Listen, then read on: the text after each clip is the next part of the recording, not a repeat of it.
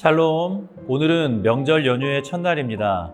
비록 코로나 상황 가운데 보내는 명절 연휴이지만 마음만은 더욱 따뜻하고 풍성한 구정 연휴가 되시기를 바랍니다. 함께 말씀을 읽겠습니다. 오늘의 말씀은 그리스도의 권세. 요한계시록 12장 7절에서 18절까지입니다. 그때 하늘에서 전쟁이 일어났습니다. 미가엘과 미가일의 천사들은 용과 맞서서 싸웠습니다. 용과 용의 부하들이 이에 맞서서 싸웠지만 당해내지 못하였으므로 하늘에서는 더 이상 그들이 발붙일 자리가 없었습니다. 그래서 그 큰 용, 곧 그 옛뱀은 땅으로 내쫓겼습니다. 그 큰 용은 악마라고도 하고 사탄이라고도 하는데 온 세계를 미혹하던 자입니다. 그 용의 부하들도 그와 함께 땅으로 내쫓겼습니다. 그때 내가 들으니 하늘에서 큰 음성이 이렇게 울려 나왔습니다. 이제 우리 하나님의 구원과 권능과 나라가 이루어지고 하나님이 세우신 그리스도의 권세가 나타났다. 우리의 동료들을 헐뜯는 자, 우리 하나님 앞에서 밤낮으로 그들을 헐뜯는 자가 내쫓겼다. 우리의 동료들은 어린 양이 흘린 피와 자기들이 증언한 말씀을 힘입어서 그 악마를 이겨냈다. 그들은 죽기까지 목숨을 아끼지 않았다. 그러므로 하늘아, 그리고 그 안에 사는 자들아, 즐거워하여라. 그러나 땅과 바다는 화가 있다. 악마가 자기 때가 얼마 남지 않은 것을 알고 몹시 성이 나서 너희에게 내려갔기 때문이다. 그 용은 자기가 땅으로 내쫓겼음을 알고 남자아이를 낳은 그 여자를 쫓아갔습니다. 그러나 그 여자는 큰 독수리의 두 날개를 받아가지고 광야에 있는 자기 은신처로 날아가서 거기에서 뱀을 피해서 한 때와 두 때와 반 때 동안 부양을 받았습니다. 그 뱀은 그 여자의 등 뒤에다가 입에서 물을 강물과 같이 토해내서 강물로 그 여자를 휩쓸어 버리려고 하였습니다. 그러나 땅이 그 여자를 도와주니 땅이 입을 벌려서 용이 입에서 토해낸 강물을 삼켰습니다. 그래서 그 용은 그 여자에게 노해서 그 여자의 남아있는 자손, 곧 하나님의 계명을 지키며 예수의 증언을 간직하고 있는 사람들과 싸우려고 떠나갔습니다. 그때 그 용이 바닷가 모래 위에 섰습니다. 요한계시록 12장은 하늘에서 벌어지는 전쟁에 대하여 묘사하고 있습니다. 그중 오늘의 본문은 두 부분으로 구성이 되어 있습니다.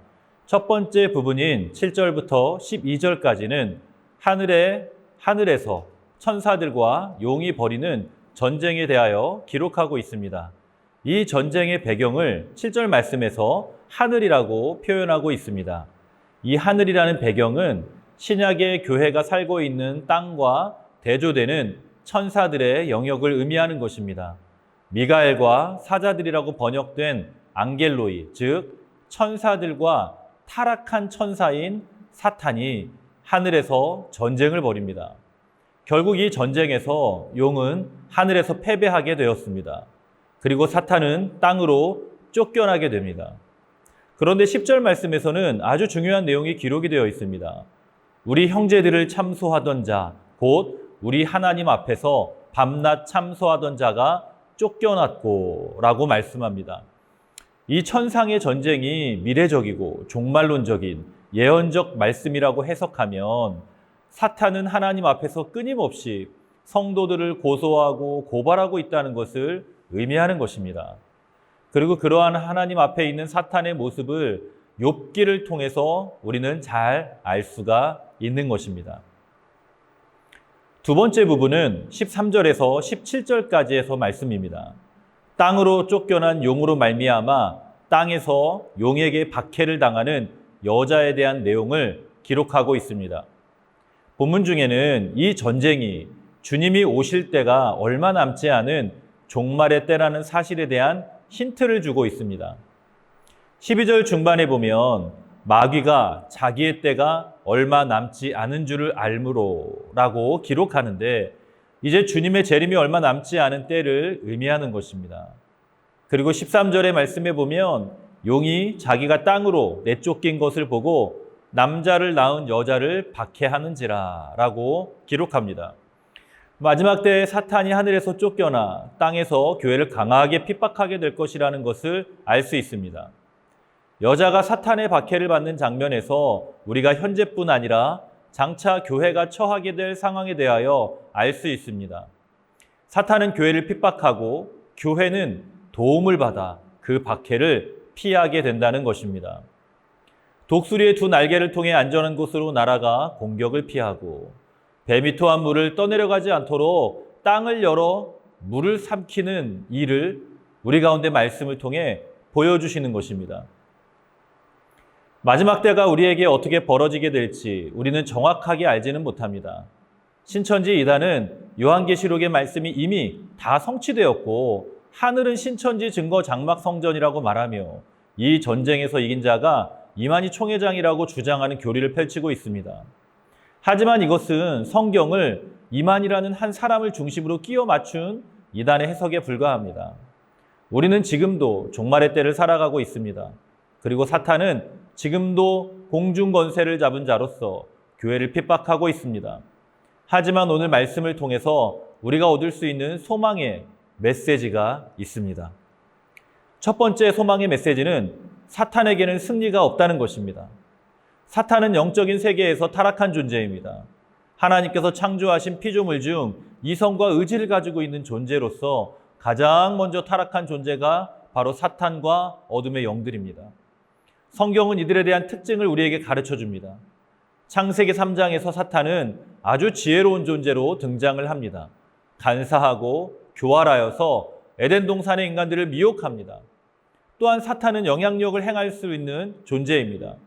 욥기를 통해 알 수 있듯이 재산과 가족과 내 육체에 영향을 끼칠 수 있는 존재로 소개되어집니다. 더 나아가 귀신 들린 자들을 통해 알 수 있듯이 직접적으로 인간들을 조종하며 영향력을 끼칠 수도 있습니다. 핵심은 성경에서 사탄은 그 모든 능력을 성도를 넘어뜨리는 데 사용한다는 것입니다. 우는 사자처럼 두루다니며 다른 일을 하는 것이 아니라 삼킬 자를 찾고 있는 것입니다. 그리고 우리는 그러한 사탄을 대적하여 사는 교회요 성도입니다. 가장 큰 소망과 확신은 사탄은 최후 승리를 얻지 못한다는 사실입니다. 하나님의 통치 아래 있으며 하늘에서도 패배하였고 죽음과 부활을 통해 이루신 예수 그리스도의 구원의 역사를 막지 못하였습니다.